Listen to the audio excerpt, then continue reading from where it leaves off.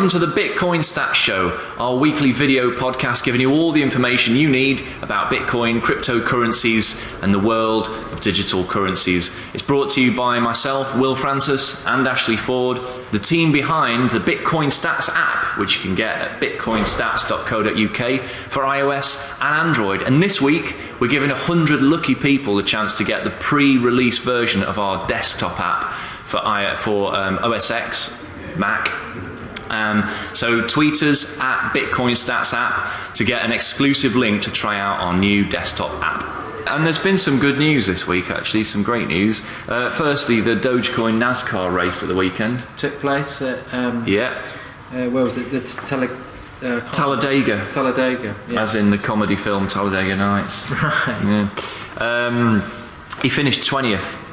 It's not bad. Out of 43 cars. Good. So that's all right. You know, decent enough result from Josh Wise there. He did an AMA on Reddit afterwards, sort of thanking the Dogecoin community and answering any questions. He's pretty stoked. I think he'd be up for future sponsorship, of course. Yeah. Because these guys, they're just trying to, fight for sponsorship all the time. That's all they worry about is funding their. Do you know how much was raised? It was a lot of Doge, wasn't it? I can't quite remember. We covered it in a previous show. I know that. We did. It was You'll about. have to look. I can't fill you in with that fact. You'll have to look at a previous show. It was about 20 grand. Was it? Pretty good. Yeah. He finished 20th at one point. He kind of got into the top 5 and 10. Right. He was doing really well during the pit stops. I think it was about 15 laps from the end, which sounds a lot, but in NASCAR that was quite close to the end. Right. And now the Bitcoin community are actually talking about sponsoring a UFC fighter. Right, the Bitcoin community. The Bitcoin community, not the Doge community. And someone brought it up on Reddit on the Bitcoin board. And basically, this UFC fighter, Joe Lawson, is seeking sponsorship. He'd be interested, of course. But there's been a lot of backlash, and the Bitcoin community. Is that the Reddit Bitcoin community? The Reddit Bitcoin community, yes. They're pretty against it, from what we can see in the comments. And what was that? Why? I think people, whereas Dogecoin, needs publicity, Bitcoin doesn't need any more publicity. Yeah. So people were like, this just makes it look more trivial, less serious. At the moment, Bitcoin's problem isn't awareness; it's being taken seriously. Yeah, it kind of fitted the Doge, ethos. In a way, it was like, oh my god, a Doge on a car. Yeah, and it was an accident, which was the funniest thing. It was an accident initially. The big first donation was made in error, and that actually is what got it started. So to say the Dogecoin community raised all that money is not quite accurate in a way. But it's still a brilliant story. It is, but I don't think people feel so cuddly about UFC fighting as well. No. Interesting, they're very interesting. Yeah, I mean, it's clearly like sponsorships, like using their collective weight to do things and just, it's trivial stuff at the moment, but it could be anything in future. Yeah, absolutely. One such thing was actually a place called Sean's Outpost, Satoshi Forest, right? And it's this homeless shelter in Florida, homeless outreach center. Entirely Bitcoin funded. Funded by Bitcoin. In its first year, it raised 733 Bitcoin. Right. Which doesn't sound a lot, but if each Bitcoin was, say, $1,000, that's about 360 grand. That's really good. It's a lot of money. Really good. You can do a lot with that. And so that was in its first year. When did it start? Was that last year? So really, over a year ago now. Yeah. So the prices at 733 Bitcoin would have been a lot less then. So we're talking around $100 worth. Each Bitcoin. Yeah, that's true. That's true. Yeah, but that's over the course of the year. So I mean, and that inevitably they would have cashed out some of that, throughout the year. So that's true. Good. So anyway, they have a shelter, but they also reach out to homeless people in that area in Florida. But there's been a flood. Right. Yeah, so that's not great news. And they're now looking for more funds to help clean up the flood. It's really messed with it's a camp in a forest, right? Basically, so a flood is pretty bad. Right.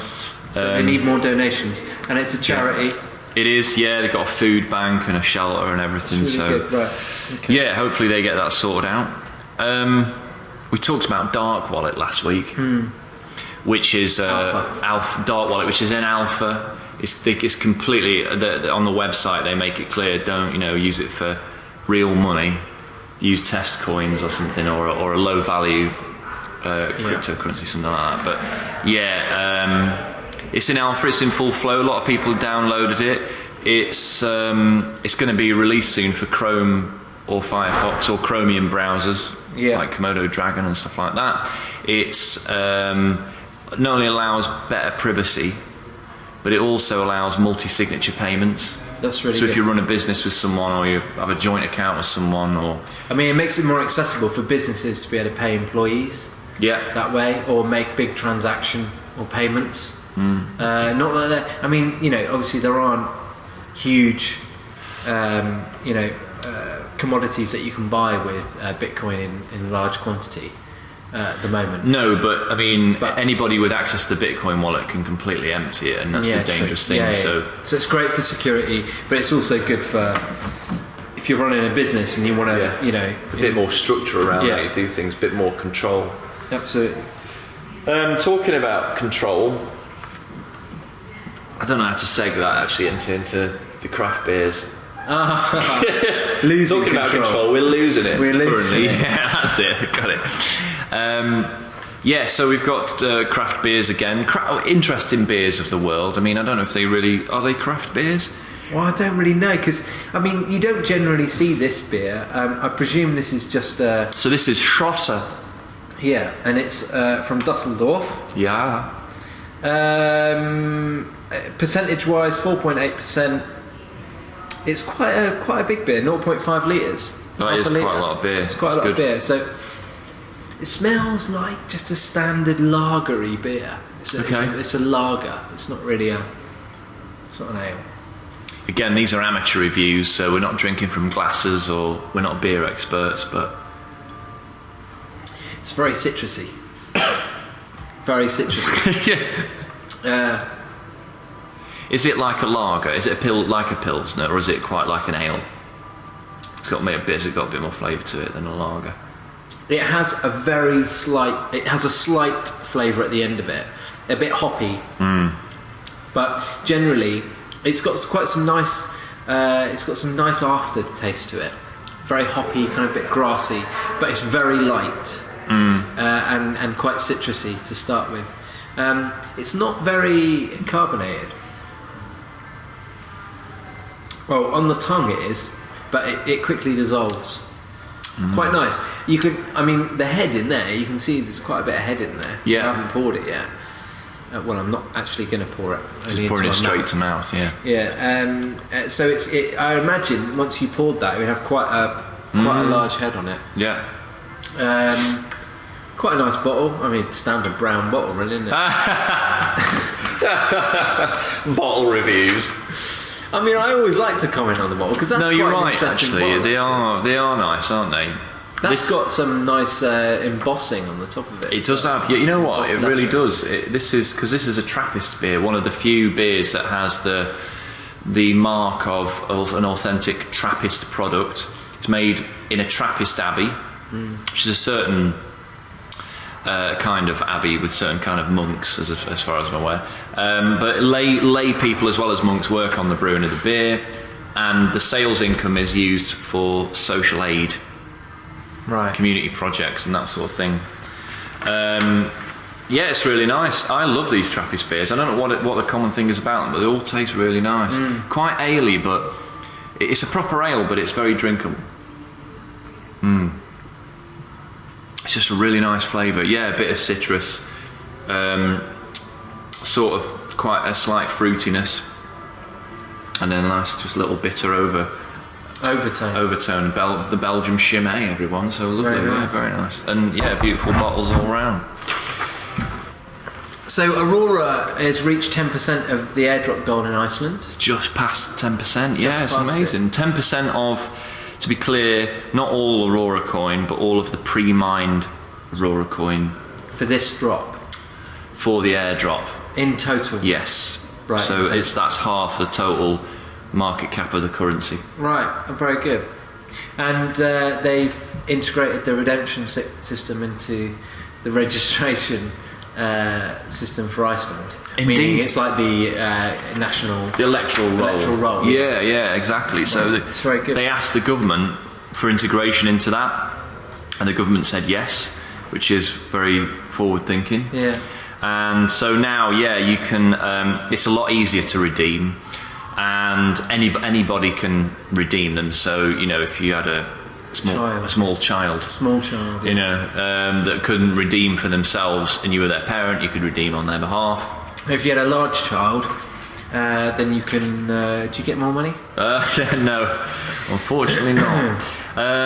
So I think that's quite interesting, isn't it? Well, I mean, it's good to be a bit of a success story out of something that we've lost all our money in. Well, exactly, yeah. I mean, that's the thing, whether the price will change, whether the adoption will actually... I mean, I've held on to mine, I never bothered selling them, so from a very selfish point of view, I'd love to see them, grow in value, but also it'd be cool to see it actually get used as a currency. Yeah. I mean, there are so many currencies out there, it's just... I think it's quite hard to quantify, isn't it? The use for all of them. I mean, could you imagine going to Amazon checkout and it coming up with a whole list of what do you want to pay with? PayPal at the top, Bitcoin, Aurora Coin, Litecoin, Moon Coin, Fish Coin, Dog Coin, Cat Coin. I mean, it's just there needs to be some kind of boiling down. But that's the thing. I think in Iceland with Aurora Coin. Because it's a very Icelandic thing. Yeah, it's perfect for their ecosystem. Yeah, it's like it's a bit more focused. It's like, well, this is our coin, the currency, and perhaps if they just use it within Iceland, and it's a bit more of a focused community rather than like some dude spending Moon Coin in Dakota with someone else in Berlin or something, which is a bit, it's a bit more. I think the people of Iceland respond better to it because it's an Icelandic thing made for them, and it's a bit more centralised for their country. Strangely enough, yeah.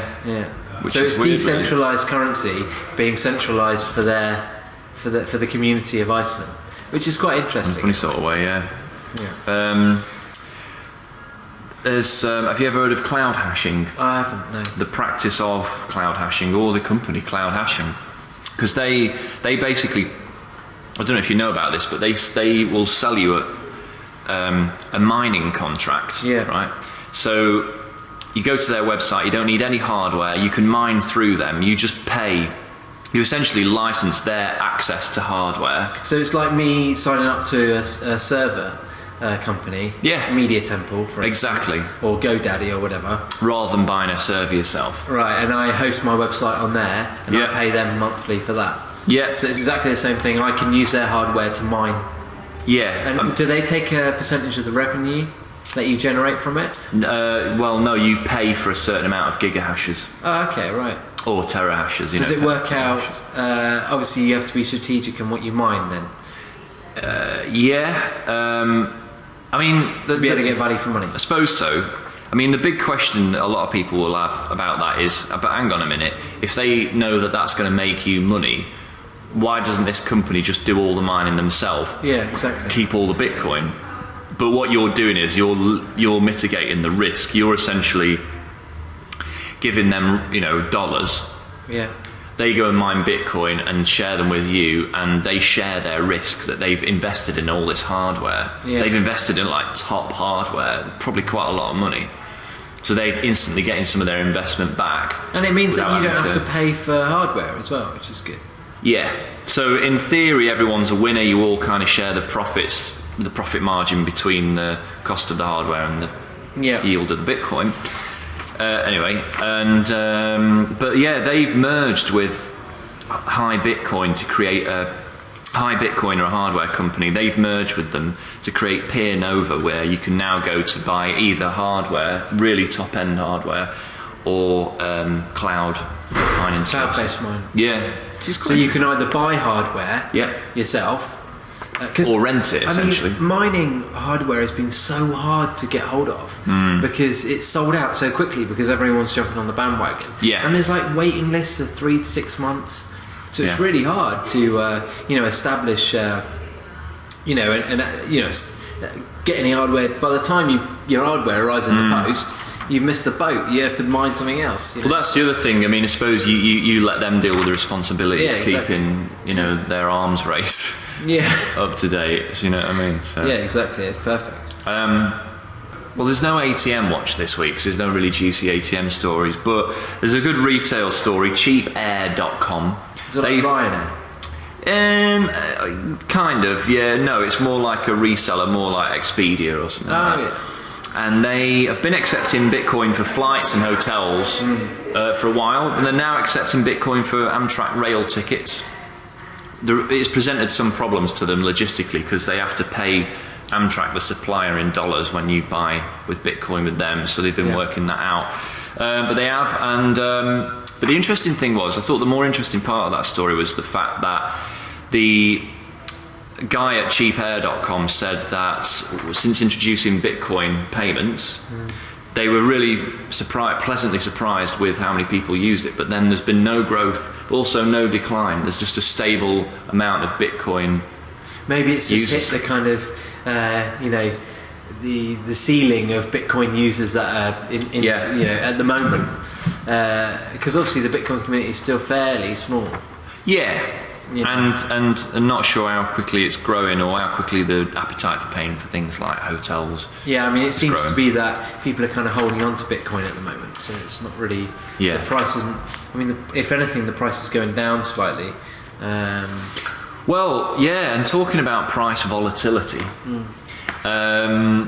there's obviously a great way to track that is our Bitcoin Stats app.